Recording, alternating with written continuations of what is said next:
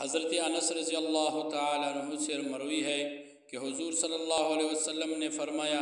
کہ جو آدمی 40 دن نماز باجماعت ادا کرے کہ اس کی کوئی رکعت بھی فوت نہ ہو تو اللہ اس کے لیے 2 براتیں لکھتے ہیں، ایک برات جہنم سے اور دوسری برات نفاق سے۔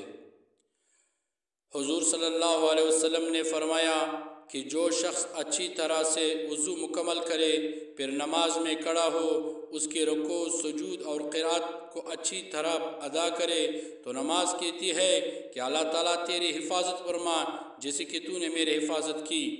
پھر اسے آسمان کی طرف لایا جاتا ہے، اسے نور اور روشنی پھوٹتی ہے، اس کے لیے آسمان کے دروازہ کھول دی جاتے ہیں یہاں تک کہ اسے بارگاہ الہی میں پہنچایا جاتا ہے، اور وہ اپنے پڑھنے والے کے لیے شفاعت کرتی ہیں۔